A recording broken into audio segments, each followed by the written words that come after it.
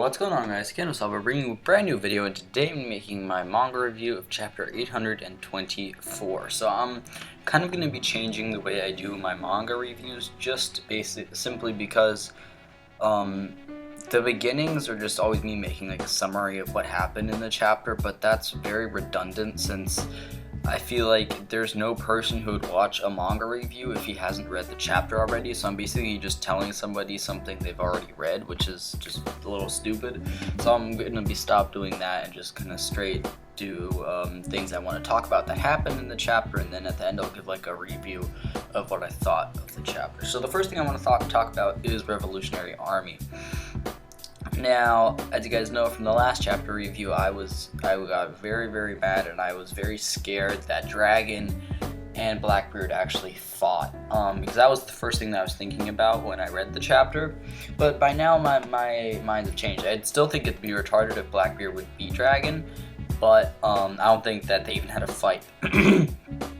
After being a little bit on Reddit and seeing what everybody else thinks, I think that Dragon was just because we know that he was gathering everybody, and I think that Dragon was getting ready to leave, and I don't even think that Dragon or Sabo were there when Blackbeard attacked.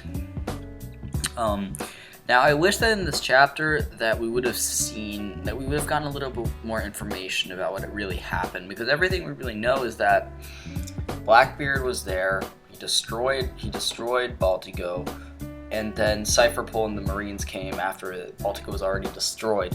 And that's really everything we know.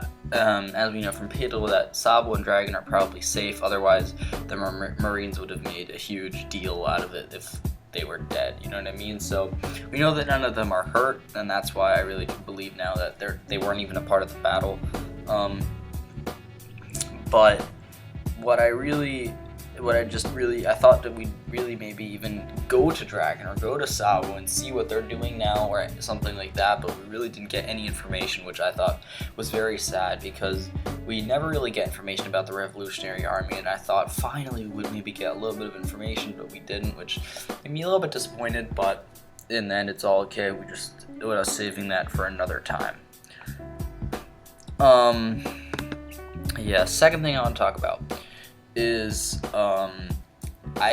is about Jack. So Jack, a lot of people thought that he might even be dead, which I think we can all agree from the scene that happened that he is gonna survive. He is definitely gonna survive. I don't know how Oda is gonna write that, because I mean, it'd be really illogical if Jack is just in the sea for like an hour and he still survives somehow. You know what I mean? So, I mean, like I said, I think he's definitely gonna survive. I just hope that Oda does that it was literally like big minutes after he was like hit by Tsunisha that he was saved somehow. But yeah, otherwise, really, oh yeah, that's one thing I want to talk about is Kaidou and Kid. So we saw in, I believe, chapter 822, I believe it was, we saw at the end that Scratchman Apu was actually a subordinate of Kaidou, and after that people were like analyzing the picture, and one could see that useless Captain Kid's leg was in prison, and they were right. Kid is captured by Kaidou, and I doubt he's dead.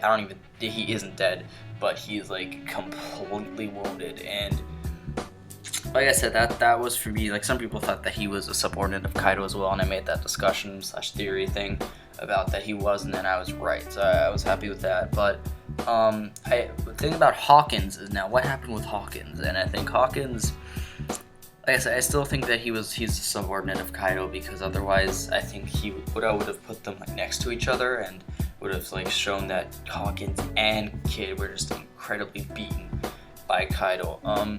I really like that Oda did that. I love that Oda made Kid get destroyed by a Yonko, because Yonkos are probably like the strongest characters in One Piece. Like they're probably in the top 10, right?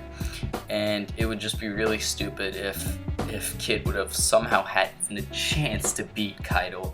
And I think now everybody can agree, because there was like a lot of people like getting into arguments about that, if Ruffy is strong enough to beat a Yonko.